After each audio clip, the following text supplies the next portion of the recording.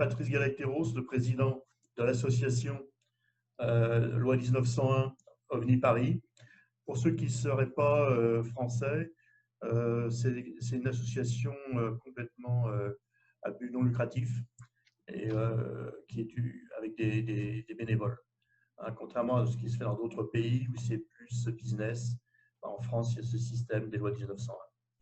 Donc, ça a été fondé par Guy Lothaire. C'est moi-même qui je l'ai repris en janvier 2007. Et le but de cette association, c'est la diffusion d'informations par le biais de conférences essentiellement. Et on travaille aussi un peu avec Facebook, avec d'autres choses, mais c'est essentiellement organiser des conférences et ensuite les diffuser dans YouTube, dans Dailymotion dans le passé, mais maintenant c'est YouTube. Donc, on fait ça tous les mois, mais il n'y a pas vraiment de règle absolue, surtout maintenant qu'on n'est plus, je dirais, grâce au confinement.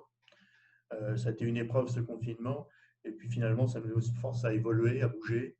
Et puis on fait maintenant des vidéoconférences. Les vidéoconférences, c'est beaucoup moins lourd à organiser. Enfin, ça se discute, mais si, c'est quand même moins lourd à organiser. Et on peut en faire un peu plus, ou plus de types différents que ce qu'on faisait jusqu'ici. Par exemple, dans ce mois-ci, je vais faire 2 conférences, alors que c'était exceptionnel que le fait de faire 2 conférences dans le mois. C'était toujours une conférence le premier mardi du mois. Donc, Yann Vatnel, le conférencier, tu devais venir à Paris ce mois-ci pour ton travail, Oui. et en profiter pour passer à OVNI Paris, faire une conférence en personne. Enfin, cette conférence, tu vas la faire en vidéoconférence. Mais néanmoins, l'année prochaine, tu comptes venir pour la même raison. On t'accueillera avec plaisir et tu pourras passer à OVNI Paris, passer un message, faire une première partie de conférence, comme on a déjà discuté ensemble. Tout à fait, d'autant plus que l'an prochain, je vais pouvoir arriver avec les livres en main propre des livres que je vais vous parler aujourd'hui. Ok. Donc voilà. Pour en terminer sur OVNI Paris, puis ensuite aller vers la conférence, vers le conférencier, la conférence, je compte reprendre les conférences physiques à la rentrée dès le 1er septembre avec M. Meus, les conférences de M. Meus. Et puis, mais là, cette nouvelle formule va peut-être quand même tenir. Pour l'instant, c'est Zoom. C'est pas aussi simple que ça en a l'air. J'envisage une autre solution pour le futur. Je vais donner bien sûr la parole à Yann Vatnel, le conférencier, mais ensuite, si les gens veulent intervenir, surtout à la fin, je pense qu'on peut travailler avec le système, une conférence et ensuite des questions. D'accord? Comme ça, tu fais toute ta conférence dans l'ordre. Si vraiment il y a quelque chose de très important, on peut éventuellement interrompre. Enfin, le principe, c'est de laisser le conférencier faire ses conférences et de poser des questions après. Donc, voilà l'idée. Yann, je te présentais rapidement. Tu es le directeur du CARPAN. Donc, c'est un des grands groupes ufologiques du Québec. C'est Groupe d'assistance et de recherche sur les phénomènes aérospatiaux non identifiés. Tu es aussi directeur des éditions CARPAN. Donc, en fait, c'est pas comme chez nous du non lucratif, comment dire, du bénévole, c'est une entreprise, en fait, les éditions CARPAN. Je suis historien et traducteur de textes anciens, et j'ai écrit et quels textes anciens, des langues sémitiques comme l'éthiopien, l'égyptien ancien, etc. Ça m'impressionne, parce que moi, je me suis arrêté au grec ancien. Alors, tu m'as fourni un CV ufologique, et là, vous pouvez voir, est impressionnant. Les livres et les études publiées que tu as fait ou que tu as publiées, les traductions d'ufologues canadiens, les vidéos d'investigation, il y en a au total plus de 8 heures, tu dis, c'est des vidéos assez courtes. Mais tu as fait aussi des vidéos sur tes conférences. Tu as publié des articles. Donc je dirais que, et beaucoup de vidéos, beaucoup d'articles. Tu as fait des émissions radio, qui sont aussi disponibles en ligne, etc. Et puis tu fais là, tu nous expliqueras peut-être plus en détail. Apparemment, tu fais de la formation, et tu fais de la formation en méthodologie, en ufologie, où tu as travaillé sur la méthodologie en ufologie. Oui, et on a fait des formations à partir de 2013. Alors, j'ai eu environ 4 cohortes d'étudiants. D'accord. Je dirais que c'est assez impressionnant. Je je suis impressionné, bravo. Parce que c'est pas pour se diminuer, mais je crois qu'en France, on a besoin de monter un peu le niveau. Voilà. Et c'est justement l'intérêt de partager comme ça au-dessus de l'Atlantique, de voir ce que font les autres. Et donc, c'est un petit peu ce que j'attends de cette conférence, moi personnellement. Je vais te laisser la parole maintenant, te présenter, puis démarrer ta conférence. Voilà. Bien, bonjour à tous. Je ne sais pas combien de personnes nous écoutent en live. Quoi qu'il en soit, la conférence sera remise par la suite sur le web. Alors, bonjour à tous. Je suis très honoré d'être invité par OVNI Paris, dont il y a eu de nombreux invités de grande pointure, comme on dit. Alors, à mon tour de représenter pas simplement l'œuvre du Garpin, mais plutôt l'ufologie québécoise, l'ufologie canadienne, dans ma conférence intitulée « La coopération internationale en ufologie », je vais surtout mettre de l'avant notre tradition nationale ici au Canada, étant donné qu'elle n'est pas tellement connue en France. Et puis pour l'avenir de la recherche, il est important que les différentes ufologies nationales se découvrent les unes et les autres afin de pouvoir construire ensemble. Alors sans plus tarder, je vais préparer un montage d'images. Je vais le commencer pour accompagner ma conférence. La raison pour laquelle vous m'invitez, comme vous l'avez dit à l'instant, c'est que j'étais supposé d'être à Paris même cette semaine pour le 13e Symposium Syriacum. C'est le Congrès international d'études syriaques, qui est une des langues anciennes que je pratique et dont j'édite certains textes. Alors, comme tous les événements, c'est remis l'an prochain, vous l'avez dit. On se reverra en juillet 2021 en personne. Ceux qui suivent un petit peu mes activités savent que de par le passé, j'ai fait plusieurs conférences sur d'autres sujets que l'ufologie. À vrai dire, l'ufologie, dans ma carrière, c'est venu après. Je suis d'abord un philosophe, un activiste des sciences humaines. Je pratique plusieurs sciences humaines. J'essaie de mettre en valeur l'ensemble de ces disciplines. Et puis, je fais de l'histoire, de la philologie, de la mythologie. Et j'adore faire des conférences sur ces sujets-là. J'édite aussi des livres en littérature ancienne, comme ici un livre que je sortirai l'an prochain, traduit du grec ancien et de l'éthiopien. C'est un auteur de la patristique, c'est un père de l'Église, Évagre le Pontique. Et aussi, étant donné que je m'adresse à un public français, je suis très heureux de mentionner que l'an prochain, je vais publier une adaptation d'un texte inédit provenant du moyen français. C'était un long poème offert à François Ier lui-même. Pour comprendre l'intervention de ma conférence, il faut savoir que je me suis bien renseigné, m'inscrit dans le créneau du fait que je vais vous faire une conférence en France et que vous avez reçu peu d'ufologues québécois les dernières décennies. Alors je fais le résumé avec vous. Le premier ufologue que vous avez reçu en France, c'était Marc Leduc, qui représentait UFO Québec, qui était un des principaux groupes du Québec dans les années 70 et 80. Cependant, il n'avait pas été invité à titre officiel, même s'il avait été reçu à la SOBEPS. C'était plutôt une rencontre informelle. D'abord, Marc Leduc, c'est le monsieur ici, et voici UFO Québec, le groupe le plus populaire de l'ufologie québécoise, qui a permis que l'ufologie rigoureuse se développe au Québec. C'est grâce à eux. Il aura fallu attendre octobre 1995 avec François Bourbeau, qui a fait une conférence à Marseille pour le 4e congrès international sur les ovnis. C'était organisé à l'époque par le Centre d'études et de recherche sur les phénomènes aérospatiaux, le CEPRA. C'était une conférence sur les ovnis du Québec, alors il vous en a déjà parlé un petit peu, mais ça commence à faire longtemps, 25 ans plus tard, il y a beaucoup de choses à dire. En 2014, vous avez aussi reçu Marc Saint-Germain, qui était plutôt là pour parler de lui-même. C'était le tour, comme on le voit bien, le Tour de France de Marc Saint-Germain. Comme on l'a pu le voir dans les années subséquentes, c'est pas un monsieur qui a mis beaucoup de l'avant les travaux de ses collègues, c'était plutôt pour se mettre lui-même en avant. Et puis en 2014, il n'a pas tellement parlé d'ufologie du Québec à cette époque. Il est grand temps que je reprenne cela pour mettre en valeur les nombreux travaux et la qualité de notre tradition. Vous allez le voir dans un instant. Alors, ma conférence du groupe que j'ai fondé, qui a mené aux éditions Garpin. Mais le titre de ma conférence complète sont les objectifs actuels de la coopération internationale des recherches ovniologiques. Je séparerai ma présentation en 3 parties. La première présentera l'ufologie du Canada et du Québec. La seconde, qui est un petit peu la justification de ma présence aujourd'hui, à propos de la belle réalisation que nous avons accomplie en 2018, le deuxième colloque académique du Canada sur les recherches ovniologiques. Et puis, j'aurai une surprise aussi pour les auditeurs. J'ai un invité surprise ici que je vous présenterai tout à l'heure. Nous allons faire une grande annonce. Nous allons annoncer la tenue du prochain colloque académique du Canada en ufologie, qui se tiendra en 2022 à l'Université Laval. Alors, je vous en reparle tout à l'heure. Finalement, je vais terminer ma conférence avec le point essentiel de ce que je veux partager aujourd'hui. Selon mes recherches, selon les dialogues avec mes nombreux collègues, qu'est-ce qui attend la coopération internationale en ufologie dans les années 2020?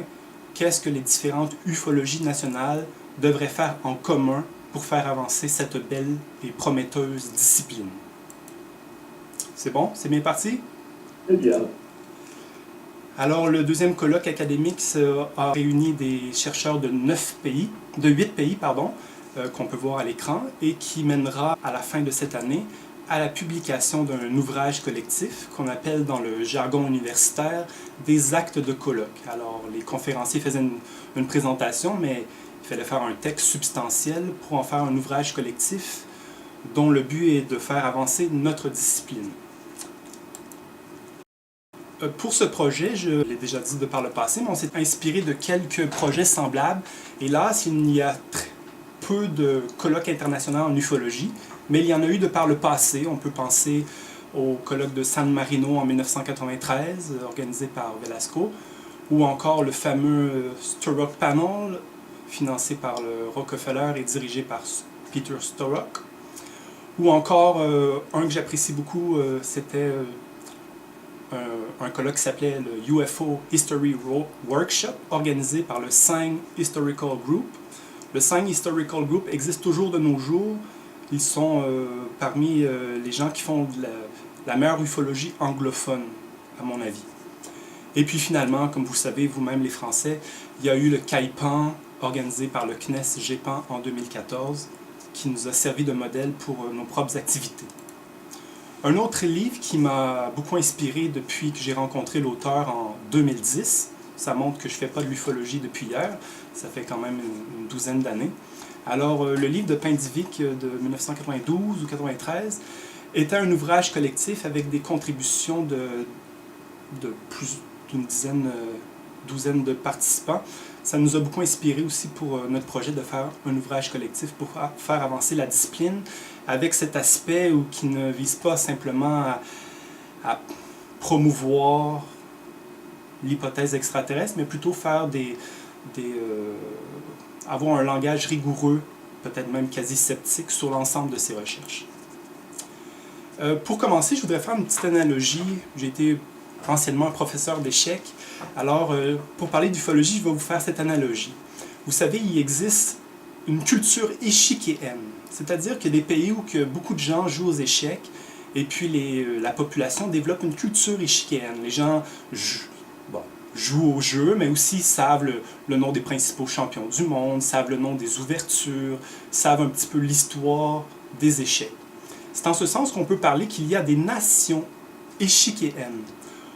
Si on pense au 19 et début du 20e siècle, les grandes nations du monde des échecs étaient surtout l'Angleterre, la France, l'Allemagne, Cuba, avec un fameux joueur d'échecs, et puis, depuis les années 30, la Russie, l'Ukraine, les pays d'Europe de l'Est, et jusqu'à nos jours, l'Arménie, l'Azerbaïdjan a encore une grande culture échiquienne avec de nombreux représentants. Et finalement, de nos jours, ce sont les États-Unis, la Chine et l'Inde qui représentent cette discipline, si on veut. Alors, pour le domaine de l'ufologie, c'est un petit peu la même chose. Moi, je suis persuadé qu'on devrait développer le concept de culture ufologique. C'est-à-dire qu'il faut sensibiliser la population, le public, à la culture ufologique, que c'est un domaine d'intérêt, un domaine de recherche. Il y a des grands noms de l'ufologie, il y a des époques à l'histoire de l'ufologie, et puis, finalement, me semble-t-il, il y a des nations ufologiques. Et évidemment, vous, la France, vous êtes quand même tout au sommet des nations ufologiques avec les États-Unis, le Royaume-Uni. D'autres nations qui ont publié de nombreux travaux, on retrouve la Suède, la Belgique, l'Italie aussi, qui m'impressionne beaucoup par le nombre de groupes, le nombre de travaux publiés depuis des décennies. C'est très populaire, comme les gens savent aussi, dans les pays hispanophones, le Brésil, et il y a aussi le Canada et l'Australie. Aujourd'hui, je vais vous parler de l'ufologie canadienne. Comme on peut le voir dans la très bonne initiative de notre collègue Isaac Coy, qui a numérisé depuis quelques années de nombreuses revues ufologiques qu'on peut retrouver sur le site de l'AFU, qui est The Archive for the Unexplained. Alors, c'est un centre d'archives en Suède, un des meilleurs centres internationaux à côté du Sceau, disons, pour la France, pour l'ensemble des chercheurs qui se déplacent parfois sur place pour pouvoir bénéficier de leurs volumineuses archives. Quand on regarde l'ensemble des revues ufologiques numérisées par Isaac Coy, qu'on voit ici dans le tableau, on s'aperçoit que ça représente un petit peu ces nations ufologiques. Plus que certains pays ou traditions nationales ont publié, c'est normal que dans ces pays-là, ça soit plus connu, plus accepté. Et puis on peut voir ici que le Canada est quand même tout en haut avec 18 revues ufologiques. Évidemment, ça ne donne pas le tableau total parce que ce ne sont pas l'ensemble des revues ufologiques qui sont numérisées pour l'instant. Et puis l'ufologie ne se résume pas aux revues ufologiques, mais ça donne quand même une bonne idée de quelles sont les nations ufologiques. C'est un bon départ, ça? Oui. Excellent. Alors, l'ufologie canadienne, voici à quoi elle ressemble en 2020. J'ai fait ça spécifiquement pour vous, avec le logo et où sont situés ces groupes-là. Alors, évidemment, il y a toujours des groupes plus consistants que d'autres, ici représentés avec des points rouges, des organisations plus structurées ou qui ont fait plus de travail, mais on voit que de nombreux groupes émergents, les points orange. Surtout pour les provinces de l'Ontario et du Québec, parce que dans le reste du Canada, bien que ce soit deux organisations principales de notre histoire, le UFO-BC, actif depuis 26 ans, et Ufology Research, actif depuis les années 70, ça ressemble un petit peu à ça. Pour le détail, je vous ai fait aussi un tableau pour ceux que ça l'intéresse. Alors vous avez à gauche le nom des organisations et le détail, les sites pour pouvoir les retrouver, pour retrouver ceux qui vous intéressent. Alors pour ma part, moi j'ai toujours été sensibilisé depuis que je fais de l'ufologie aux traditions, à l'histoire de l'ufologie et comment on peut mettre en valeur ces traditions. Ce réflexe que j'ai eu, c'est simple, me provient simplement de ma formation académique où depuis 20 ans j'étudie la tradition philosophique, les corpus littéraires, les littératures nationales. Alors pour moi, quand j'ai commencé à faire de l'ufologie, j'ai simplement appliqué les mêmes méthodes au domaine de l'ufologie. Et comme ça n'avait jamais été fait au Québec et même au Canada, en 2016, j'en ai profité pour organiser avec M. Richard Glenn, qu'on voit ici, pour organiser cette conférence de presse et le cinquantenaire de l'ufologie québécoise avec plusieurs invités. À cette époque, j'avais fait un tableau avec les groupes actifs de l'ufologie du Québec. On peut voir ici encadré en rouge les anciens groupes des années 70 et 80. Je vais vous le mettre un petit peu plus gros, pardon. Ici, avec les noms. Et puis, les groupes des années 2000-2010, on peut dire. Mais ça fait déjà 4 ans. En 4 ans, le panorama de l'ufologie québécoise a déjà changé. Je vous ai fait un autre graphique qui montre où on en est rendu de nos jours. On retrouve au Québec surtout deux principaux groupes, le GARPAN et l'Association québécoise d'ufologie, et d'autres groupes émergents avec un bon potentiel prometteur que nous encourageons et avec qui nous faisons des collaborations. Enfin, il y a des ufologues indépendants et d'autres médias actifs depuis très longtemps quand on y pense. Ici, Casufo, qui est le nom sous lequel procède dorénavant Marc Leduc, que je vous ai parlé au départ, qui était un des membres fondateurs d'UFO Québec, et ici François Bourbeau, qui procède sous le nom de leur ancienne bannière et qui ont marqué l'ufologie du Québec. Pour ma part, en 2016, j'ai publié la première revue historique de l'ufologie québécoise, qui est un livre que j'ai rendu public. Alors, vous pouvez le télécharger gratuitement sur le site academia.edu. Vous savez sans doute que depuis quelques années, plusieurs ufologues du plus haut calibre publient leurs travaux académiques sur Academia. Et puis maintenant, on retrouve Jacques Vallée et d'autres chercheurs qui publient sur Academia sous le nom de Garpan Ufologie. Vous allez pouvoir télécharger ce de mes études. Dans ce livre, j'ai surtout mis en valeur la chronologie de l'ufologie du Québec. On peut voir que, comme l'ensemble des autres nations ufologiques, c'est surtout la décennie des années 70 et le début des années 80 qui, pour nous, au Québec, a été un âge d'or, un développement de l'ufologie. Et puis, depuis l'année 2009, il y a eu un énorme renouveau de l'ufologie du Québec. Il y a eu de nouveaux groupes, de nouveaux projets, de nombreux travaux, énormément plus que les 15 années qui avaient précédé.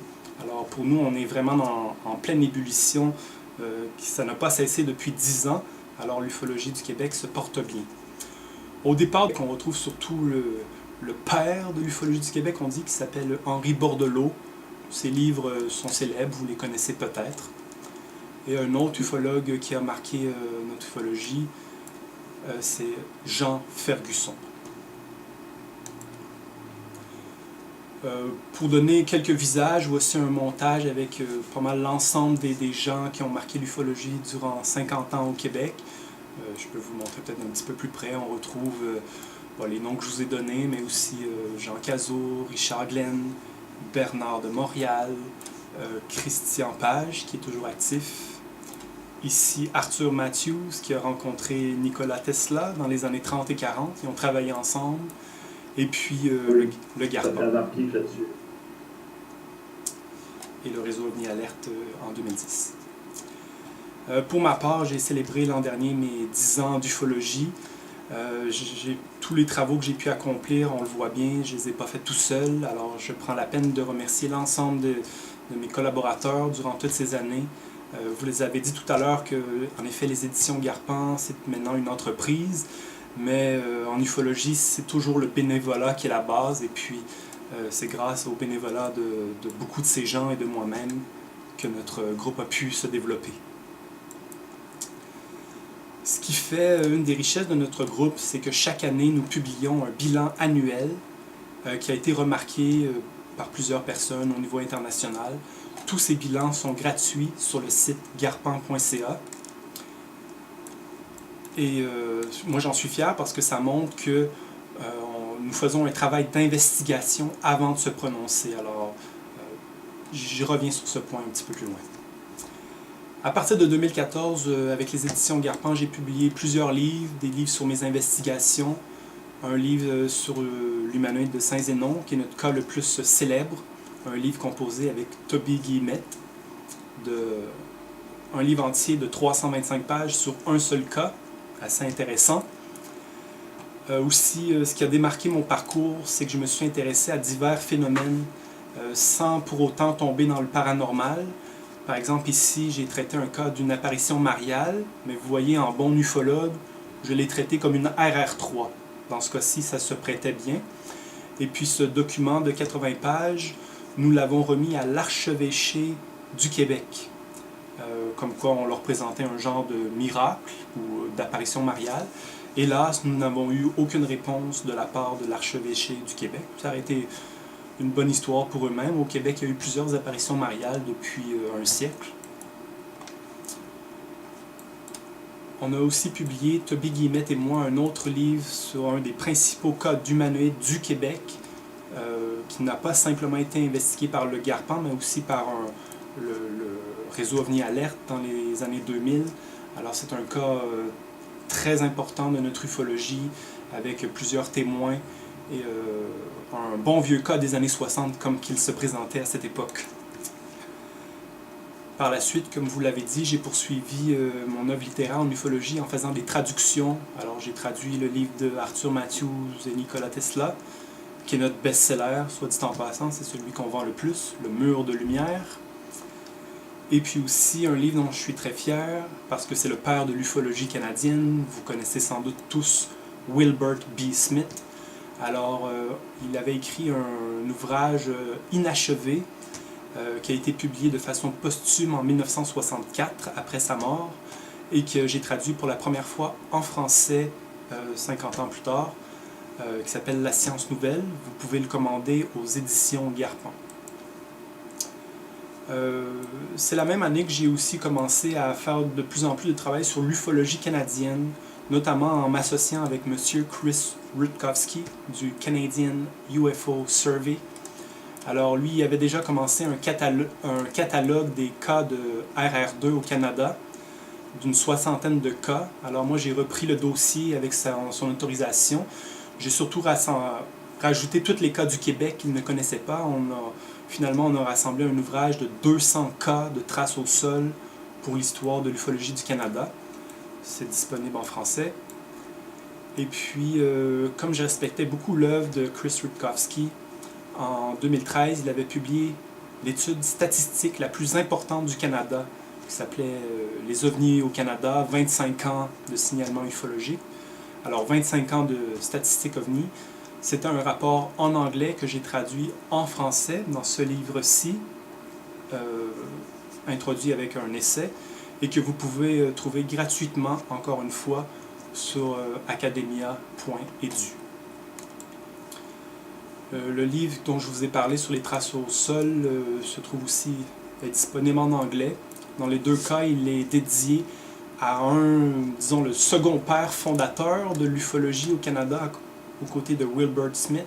C'est M. Henry Mackay, dont l'œuvre se poursuit par sa nièce, qui est toujours active de nos jours. D'ailleurs, Marvel, les bandes dessinées américaines sont supposées de faire une bande dessinée sur Michelle Mackay, la petite fille de Henry Mackay, qui est une enquêtrice de paranormal. Avec ici une photo d'époque d'un vrai cas de traces au sol laissé par un ovni.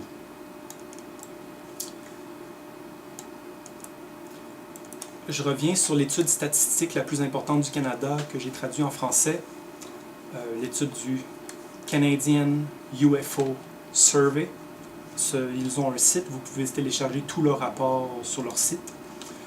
J'ai fait une compilation de leurs données et puis j'espère que c'est assez gros à l'écran. Mais ici, ce qu'on retrouve dans ce graphique, ce sont l'ensemble des signalements du Canada qui ont été compilés par cet organisme situé au Manitoba. Fait qu'on voit ici tous les noms, mais regardez surtout les noms en vert. Tous les noms en vert ici ne sont pas des groupes ufologiques. Ce sont des agences officielles du Canada, comme la police, la Gendarmerie royale du Canada, le ministère des Transports du Canada, la Défense nationale et le projet scientifique de l'Agence spatiale canadienne qui s'intitule le Comité d'avis sur les impacts météoritiques. Alors, eux recueillent d'année en année des signalements d'OVNI dans le cadre de leur fonction, mais qui ont été intégrés à la compilation nationale des signalements ufologiques. Je le mentionne parce que ce n'est pas tous les pays qui ont des données officielles à leurs données ufologiques. Dans le cas du Canada, on a été un des pays pionniers pour ce type d'entreprise. Ça a commencé en 1950 avec Wilbert Smith et le projet Magnet, qui est mondialement connu, mais ça s'est poursuivi jusque de nos jours. Maintenant, si on enlève les contributions des organismes officiels, qui sont en vert ici, on se retrouve avec ce graphique. Ici, ce sont uniquement les groupes ufologiques du Canada qui ont participé à la compilation des données sur les ovnis. Ici, ils sont classés en ordre d'année. Alors, on voit qu'au sommet, c'est les organisateurs, comme je vous ai parlé tout à l'heure. Le Ufology Research, UFOBC, qui font ça depuis de nombreuses années. On peut voir le nombre de cas qu'ils ont remis au Canadian UFO Survey. On voit que le Garpin, ça fait quand même 8 années que nous contribuons et que nous commençons à faire notre place dans l'ufologie canadienne. En bleu sont les autres groupes du Québec. Alors, au Québec, on montre quand même l'exemple. De cela, par contre, regardez bien, je passe à l'image suivante. Ça, finalement, c'est dans les dernières années. Parce que depuis quelques années, regardez tous les noms en rouge, Ça, ce sont tous les groupes ufologiques canadiens qui ont fermé leurs portes, surtout dans les années 2010. Alors, tantôt, je vous disais que depuis 2009, l'ufologie du Québec est en ébullition avec de nombreux groupes. Étrangement, c'est le contraire pour l'ufologie canadienne. Dans la dernière décennie, la plupart des groupes ont fermé leurs portes. C'est quand même étonnant. Alors, je le mentionnais. Et ce qui donne le tableau, comme je vous ai montré tout à l'heure, de à quoi ressemble l'ufologie à l'heure actuelle pour la nouvelle décennie. Je vais faire un petit retour sur des bons accomplissements du Garpan de par le passé. Ici, rapidement, des belles images d'un exercice de RR2 que nous avons accompli dans le cadre d'une formation en 2015 avec le groupe du Garpan.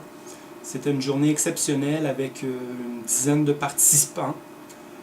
Nous avions confectionné 2 traces séparées pour que 2 équipes puissent se pratiquer. À vrai dire, ils mettaient en usage ce qu'ils avaient appris durant le cadre de la formation du Garpan en 2015. Et puis, cette fois-ci, nous étions plusieurs personnes, nous étions bien équipés. Je ne vous cacherai pas la vérité, à savoir que je sais que ces images sont très impressionnantes. N'importe qui a un groupe ufologique, faire un exercice RR2 aussi bien réussi comme que les images le montrent présentement, c'est très rare, j'en suis fier. Par contre, je ne vous cache pas la vérité, je regarde ça un petit peu avec ironie de nos jours, parce qu'en ufologie, c'est le cas. C'est souvent toujours... il y a toujours un peu de prétention, dans le sens où on a de grandes ambitions. On se dit, par exemple, dans ce cas-ci, on fait un exercice d'RR2 pour se pratiquer le jour où il y aura un vrai cas d'OVNI. Mais dans les 5 dernières années, voyez-vous, j'ai pas mis cette équipe à l'épreuve. Puis aussi, c'est qu'en ufologie, les groupes vieillissent. Les gens partent, vont faire d'autres choses. Et souvent, tout l'équipement nécessaire à un groupe fonctionnel, ce n'est pas juste une personne qui a tout cet équipement, c'est plusieurs personnes, ça prend un véhicule. Alors, j'encourage tous les groupes à développer ce type d'intervention. Par contre, c'est très difficile à maintenir un tel service d'année en année. Des questions là-dessus, M. Galacteros? Eh bien, j'ai l'impression que... Est-ce que c'est le Québec qui... Est-ce qu'il y a beaucoup plus de cas d'OVNI au Québec qu'en France, ou c'est simplement que vous soyez plus actif? Parce que j'ai l'impression, en regardant toutes ces statistiques, qu'il y a vraiment beaucoup de... alors le territoire est très grand, c'est sûr, par rapport à la France, c'est beaucoup plus grand, mais d'un autre côté, il y a beaucoup moins d'habitants. Donc je me demande si c'est pas plutôt, peut-être c'est l'effet d'une plus grande efficacité des ufologues. 2 précisions. D'abord, le Québec est un territoire plus grand, par contre, toute la population est au sud. Fait que finalement, le territoire n'est pas tellement grand. Et la population beaucoup moindre que la France, vous l'avez dit. La raison, j'imagine, c'est l'ouverture d'esprit des Québécois, qui est encore aussi beaucoup plus grande que les Canadiens anglophones. Et puis le fait qu'on a eu la chance d'avoir plusieurs intervenants, M. Cazot, M. Bourbeau, qui ont promu l'ufologie. Disons, nous sommes chanceux.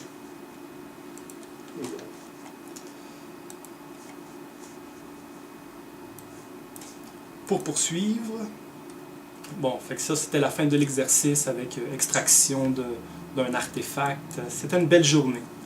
Durant cette même formation en 2015, on avait fait aussi un exercice de prise de mesure et de calcul de la dimension et de la vitesse des ovnis.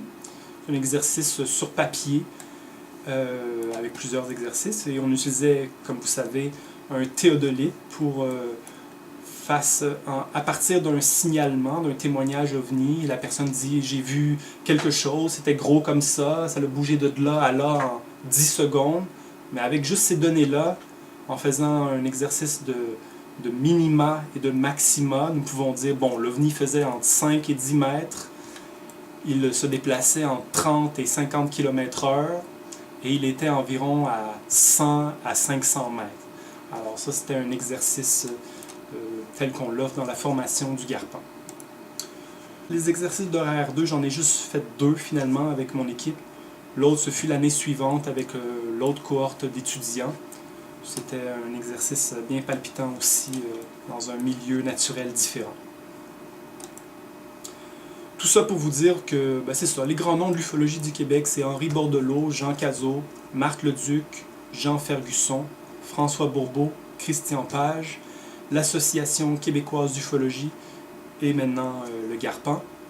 Alors, une belle tradition à découvrir. Ces gens-là ont écrit des livres, notamment M. Marc Leduc, qui après 35 ans de travaux privés, s'est remis à publier lui aussi sur Academia, entre autres sur la théorie des scénarios dans les manifestations OVNI. Alors, des travaux de premier ordre.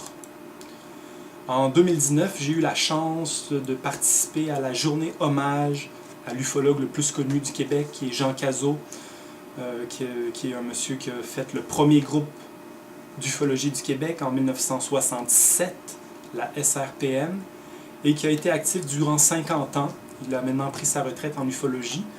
Et puis, pour sa journée hommage, c'est moi qu'on avait demandé à faire la revue de son œuvre, que j'ai présentée, que vous pouvez retrouver sur la chaîne YouTube du Garpan.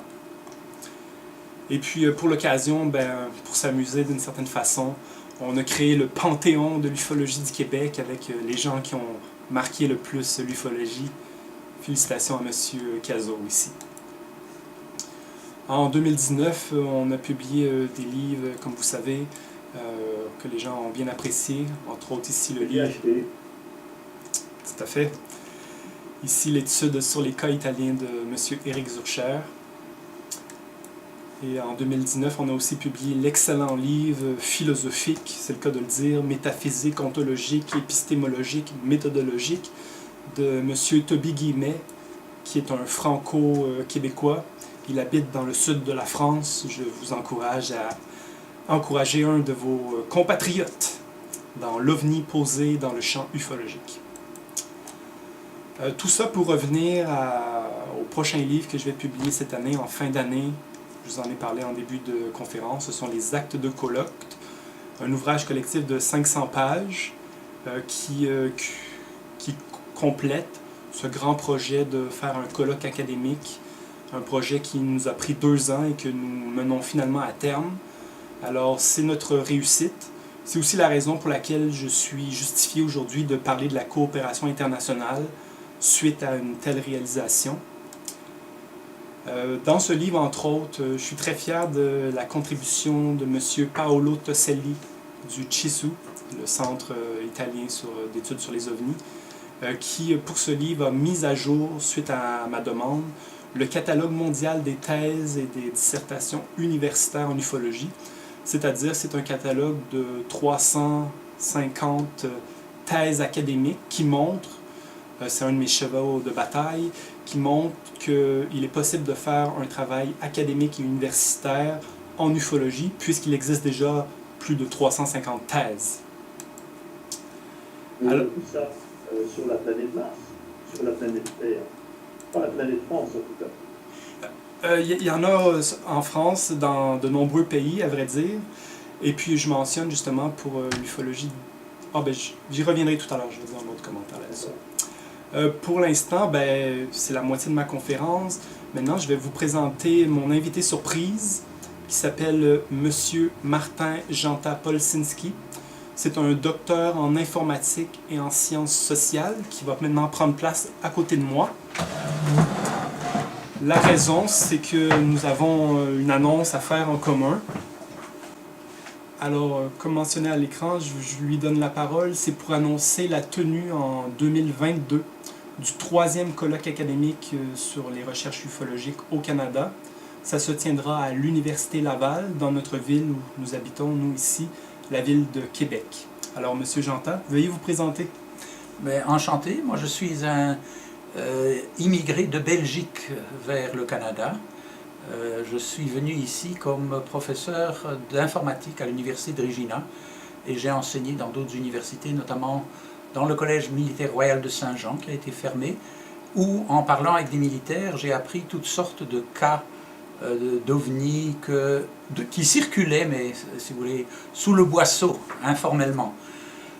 Moi j'ai été élevé en Belgique, mais j'ai fait des études en Pologne. Et je me suis depuis longtemps intéressé à l'ufologie dans le cadre de mes intérêts pour la philosophie des sciences et la méthodologie des sciences et en général, qu'est-ce qui fait, où se passe la frontière entre ce qu'on considère comme scientifique et ce qu'on considère comme non scientifique. Et comme je disais à Yann, j'ai été par ça parce que j'ai étudié à l'université de Varsovie, bien que belge, pendant 5 ans les mathématiques théoriques, mathématiques pures. Et quand on fait des mathématiques très avancées, on rencontre des objets d'une très grande bizarrerie qui font qu'après on a beaucoup plus facile à admettre l'existence de toutes sortes de phénomènes paranormaux et autres. Et je suis par ailleurs aussi un créateur de jeux. Et mes jeux sont liés à un de mes champs d'investigation, c'est le champ d'investigation de qu'est-ce que c'est l'intelligence. J'ai évidemment fait de l'intelligence artificielle, j'ai un peu étudié l'intelligence en psychologie, et j'étais très intéressé à cette thèse qu'il y a des intelligences autres qu'humaines qui rentrent en contact avec nous, et c'était vraiment intéressant de qu'est-ce qu'elles ont à dire, en quoi sont-elles différentes, et des choses comme ça.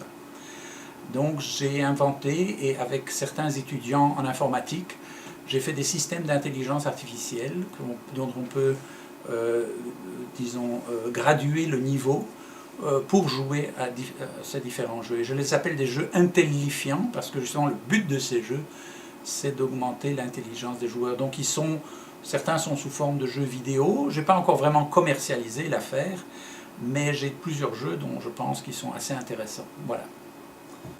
Alors, M. Genta et moi, nous collaborons depuis maintenant quasiment 2 ans. Oui. Nous avons d'excellentes discussions. C'est un monsieur avec une très grande érudition nous ne partageons pas les mêmes positions ufologiques, ce qui rend nos débats encore plus passionnants.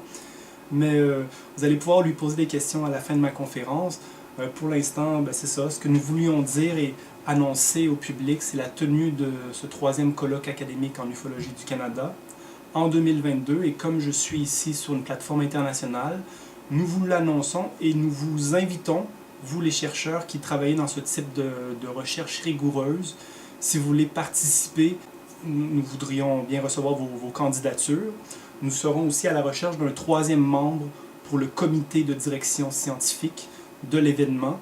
Alors si c'est dans votre CV, si c'est le type de choses que vous voulez réaliser, communiquez avec nous, ça va nous faire plaisir de pouvoir vous laisser une place dans ce colloque. C'est noté, ça sera répercuté et amplifié. Voilà. Merci beaucoup, merci. Merci, M. Genta. Voici le titre de l'événement. La thématique n'est pas encore décidée exactement. On est 2 ans à l'avance. Ça dépendra des gens qui se joindront à nous et puis communiquer avec le GARPAN pour soumettre votre candidature. Pour la seconde partie de ma conférence, j'aimerais vous partager quelques-unes des idées qui me sont un petit peu originales que j'ai présentées dans le colloque de 2018. Fait que je vais vous enfiler quelques-unes des idées comme ça qui, pour moi, permettraient de faciliter la responsabilisation des recherches ufologiques ainsi que leur reconnaissance par le reste du monde académique. La première notion que je veux vous partager, c'est la notion de niveau d'activité en ufologie. Pour moi, suite à mon expérience, il me semble absolument nécessaire de départager ces niveaux d'activité. Dans le sens, disons, une vraie recherche sur les ovnis ne peut que se baser sur de vraies investigations qui ont été dûment menées, qui ont été crédibles, autant que possible avec plusieurs témoins.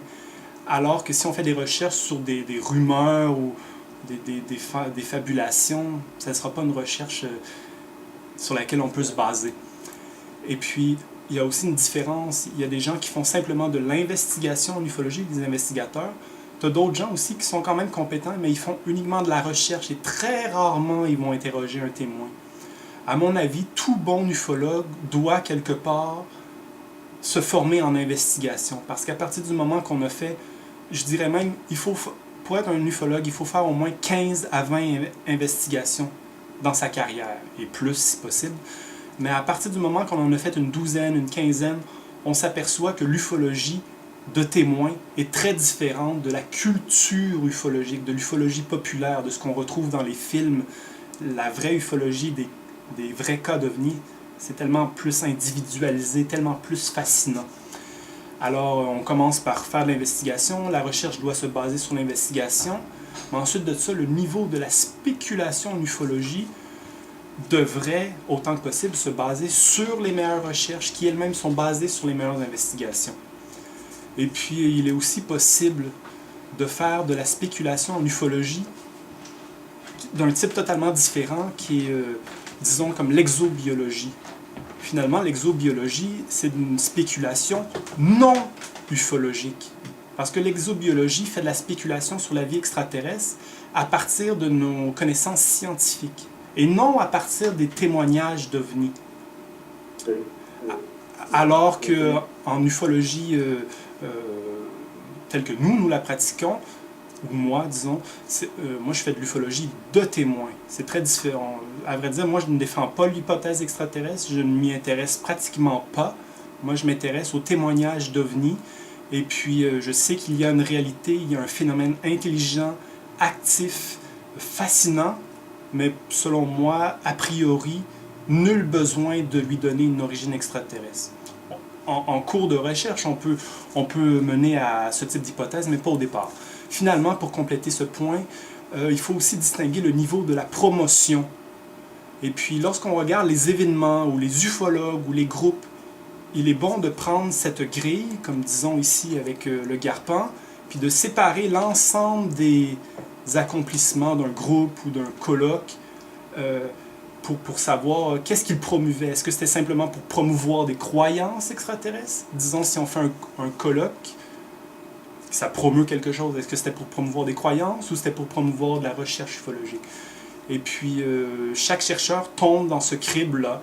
Quelles sont les investigations de tel chercheur? Quelles sont ses recherches? Quels sont ses travaux spéculatifs?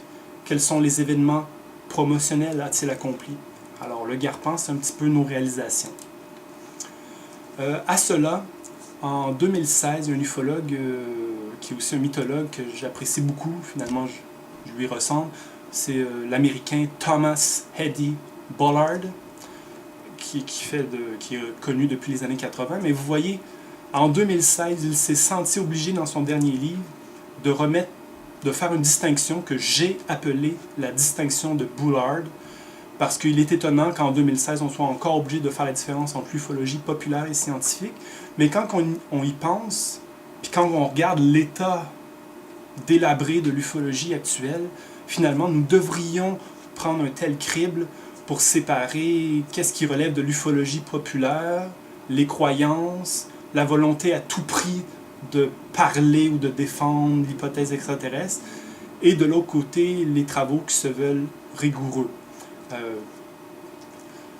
Cette distinction de Bollard, je l'ai appliquée à mes niveaux d'ufologie. Puis justement, on peut s'apercevoir qu'il y a des investigateurs qui font de l'ufologie populaire, tandis qu'il y en a d'autres qui vont faire de l'investigation qui se veulent professionnelle. La distinction est très grande quand on regarde les résultats publiés. C'est la même chose pour les recherches. Tu as des chercheurs amateurs.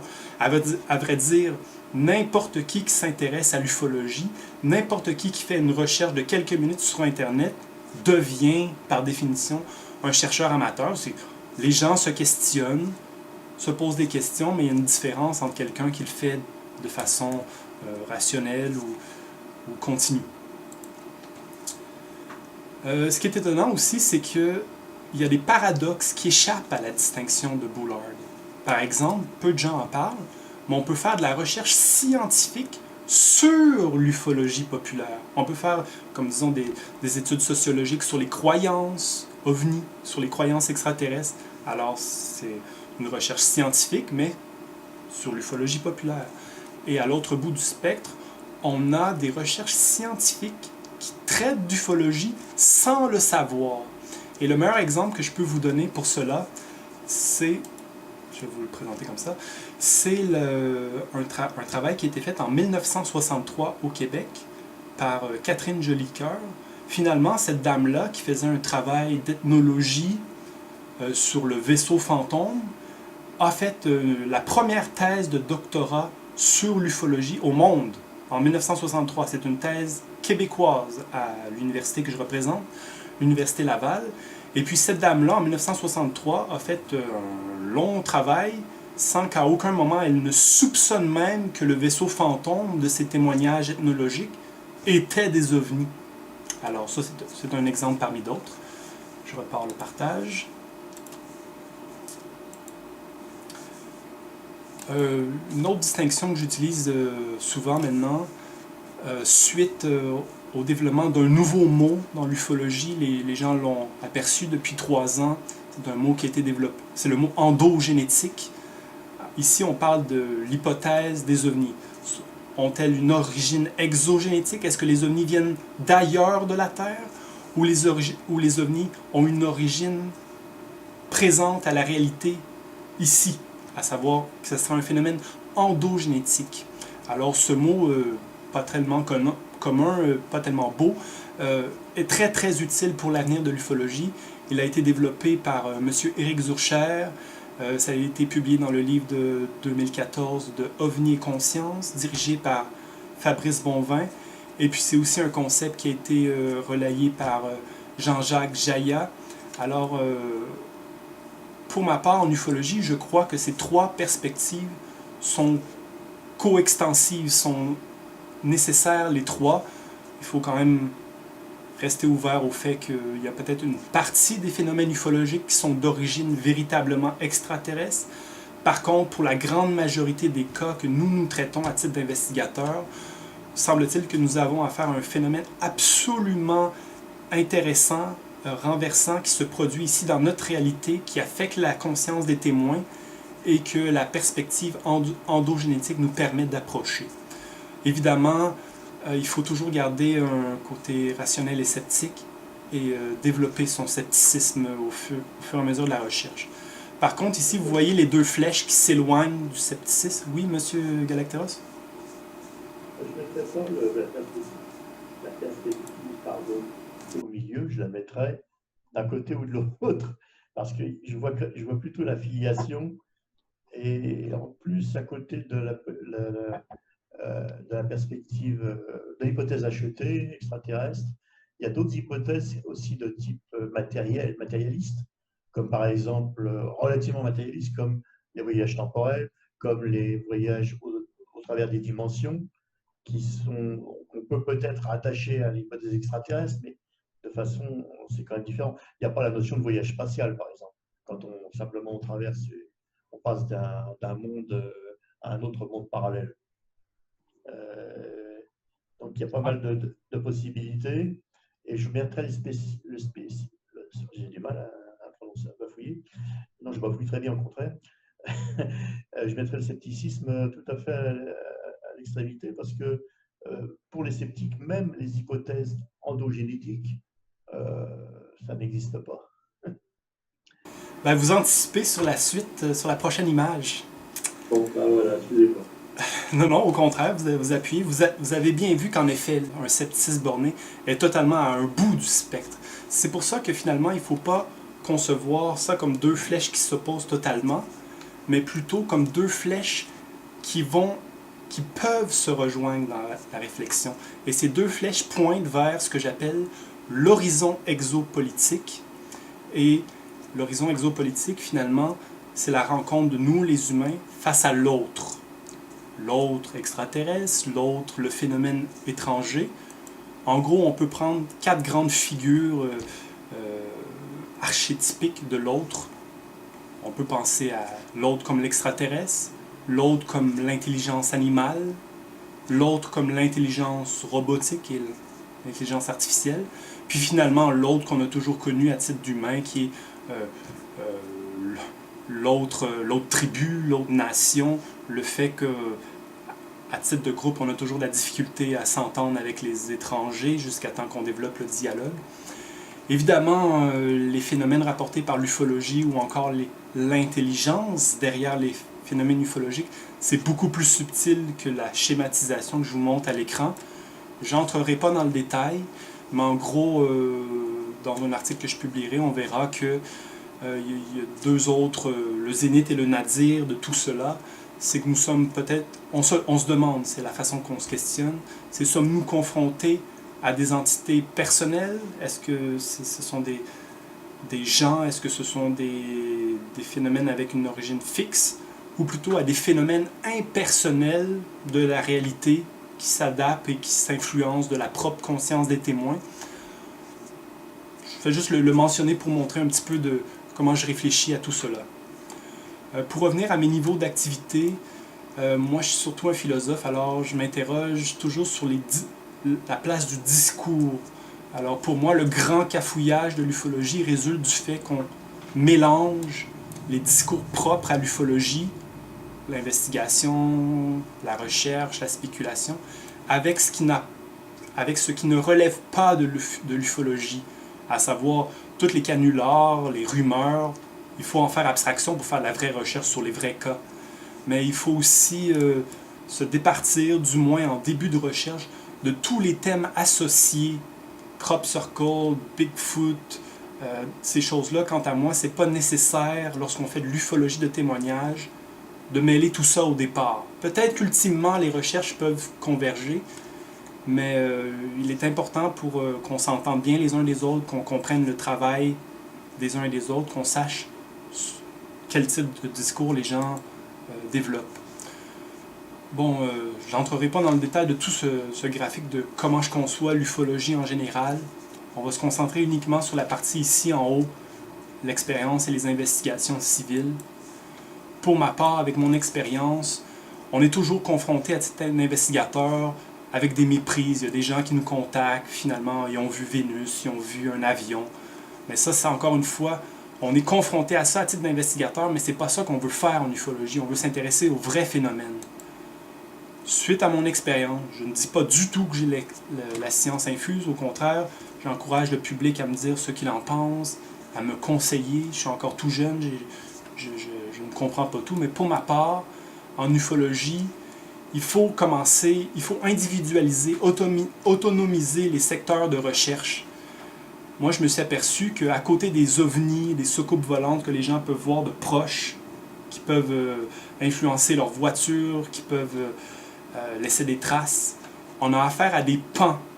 Et il faut distinguer les ovnis et les pans. Cette distinction a été accomplie en 1983 et elle n'est toujours pas suivie. Pourtant, cette distinction a été faite par une grande ufologue respectée par tous, qui est Jenny Randall, l'ufologue britannique. Et comme quoi les pans sont des phénomènes naturels, soit scientifiques, ou soit des phénomènes naturels exotiques, à savoir des phénomènes naturels qui influencent et qui s'inspirent de la conscience des témoins, mais qui sauraient, je dis au conditionnel, à distinguer des ovnis. Ici, la distinction est très difficile à faire. Et il faut séparer ces deux types, ces deux grandes classes, ces genres de phénomènes, des autres expériences ufologiques, comme notamment toutes les expériences ufologiques qui se produisent dans la chambre à coucher, juste au moment où le témoin s'endort. Apparition de reptiliens, apparition de boules lumineuses, transformation rapide du témoin. Et finalement, les expériences hypnagogiques qui sont vécues durant le sommeil. Moi, je ne vois aucune raison de mélanger les histoires, pas les expériences de rencontres durant le sommeil avec les observations d'objets physiques vus à l'état de veille. Ce sont deux choses différentes. Alors, je fais une petite remarque. En France, on a tendance à avoir de façon différente l'opposition OVNI et PAN. OVNI, c'est un objet c'est sûr, on pense que c'est un objet volant non identifié. Un PAN, c'est un phénomène aérien non identifié. C'est-à-dire que l'OVNI, c'est un sous-ensemble des PAN. D'accord ? Tu peux voir quelque chose de bizarre, une lueur bizarre, mais peut-être qu'il y avait un objet derrière, mais on ne le sait pas. Ça reste un PAN. C'est comme ça qu'on voit les choses, enfin à ma connaissance. Je vais maintenant terminer ma conférence. Je vois bien que je vais dépasser le temps. C'est pas grave. C'est pas grave ou bon? Bon, en gros, vous verrez prochainement un article que j'ai développé, l'échelle du bruit en ufologie, qui permet de distinguer toutes les sources de bruit pour qu'on puisse mieux s'entendre les uns les autres. On peut voir ici, je l'ai encore développé plus que ça, mais ça consiste de bandes et de sous-bandes, de types d'informations qui relèvent de modalités différentes. J'encourage, c'est le but de mon intervention, j'encourage les ufologues à s'inspirer davantage des sciences humaines et sociales, qui ont développé des outils conceptuels qui seraient utiles en ufologie, comme disons ici la sémiotique des rencontres insolites de Jean-Bruno Renard. Si on l'applique en ufologie, on va dire, quelqu'un dit « j'ai vu un ovni ». Bon, ovni c'est rendu un mot commun, c'est le sémantisé. Qu'est-ce que tu veux dire que tu as vu un ovni? Ça ressemblait à un vaisseau Klingon, disons. Bon, un vaisseau Klingon, ça c'est néo-sémantisé. C'est un nouveau mot que pas tout le monde connaît, la mythologie de Star Trek. Mais moi je connais pas ça, les vaisseaux Klingons. Qu'est-ce que tu as vu? Ça ressemblait à une citrouille lumineuse. Ça c'est le quasi-sémantisé, la comparaison. Finalement, le témoin va nous dire « Ah, ce que j'ai vu, j'arrive pas à le croire, je ne saurais le décrire. » Le non-sémantisé. Bon, c'est un exemple parmi d'autres d'outils conceptuels qui seraient utiles, que les ufologues utilisent. Je n'entrerai pas dans le détail, mais dans mon article du colloque, je fais la distinction entre l'étiologie littéraire, qui serait très utile pour l'ufologie, comparée avec l'anomalistique, qui est l'étude scientifique des anomalies. À cet égard, bon, pour le détail, là, vous pouvez le voir à l'écran, vous ferez pause. Mais à cet égard, je conseille les ufologues de s'inspirer de l'œuvre scientifique de William Corliss, qui est un scientifique de la NASA, qui a développé l'entreprise du Source Book Project. Il a répertorié des milliers d'anomalies dans 9 secteurs de la science. Ah oui, Corliss, c'est pas connu. Alors, les ovnis, sans aucune surprise, sont classés dans les phénomènes non classés, avec les crop circles et les synchronicités.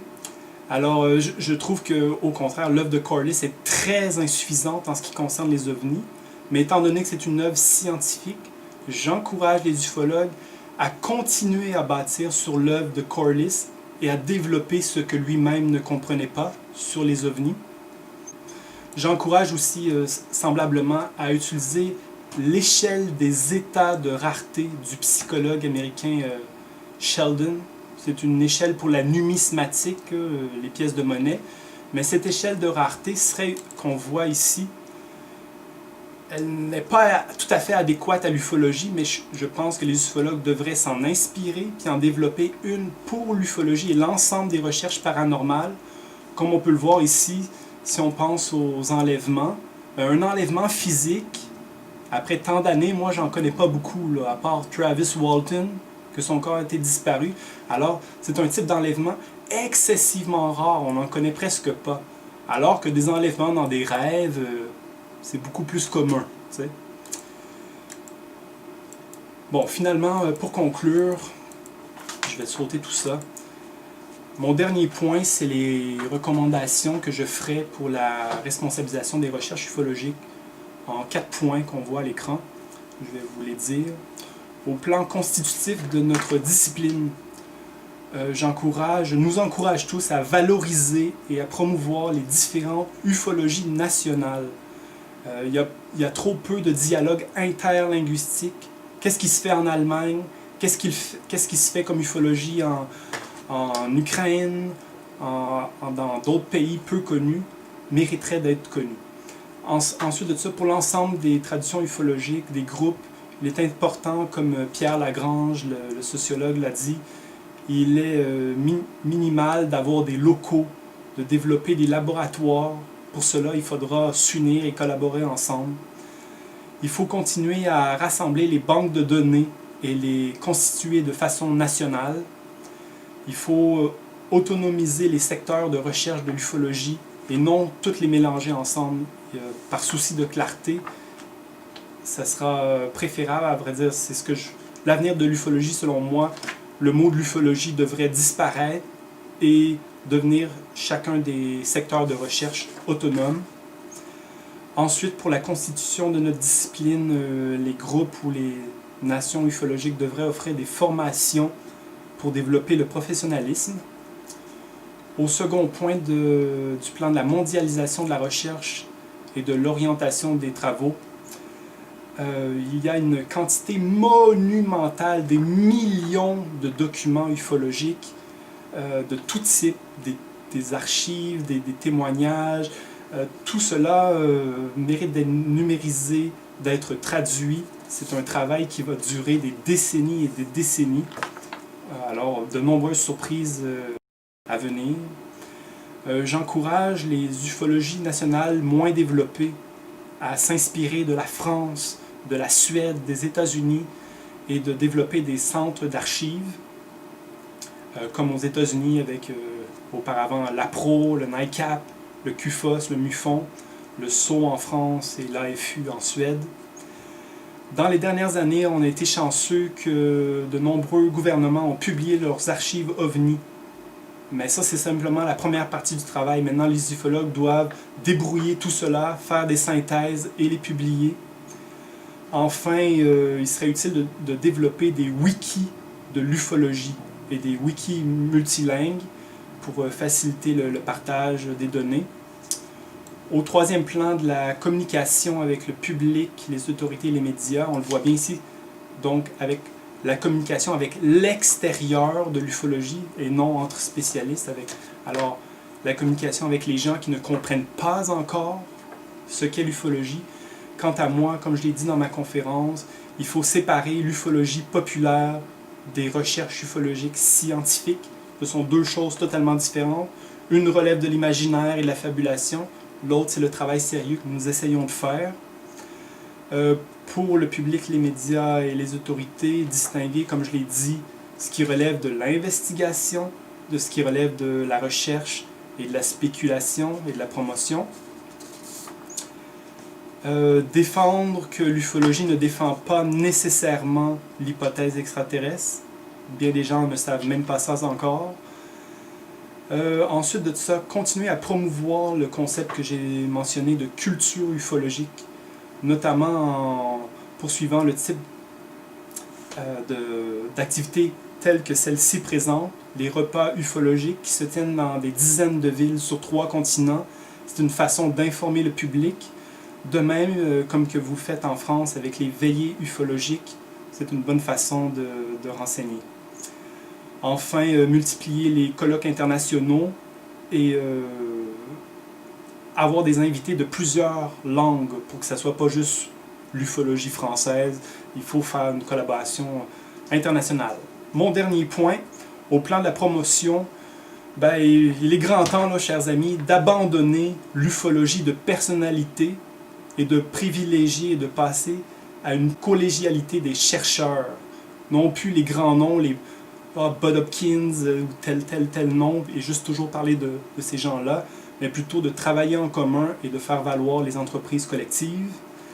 J'encourage pour cela à standardiser notre nomenclature spécialisée, à mettre en pratique les codes élémentaires de la recherche académique, à savoir que lorsqu'on fait un livre, il faut citer de qui viennent les idées, il faut mettre des références, etc.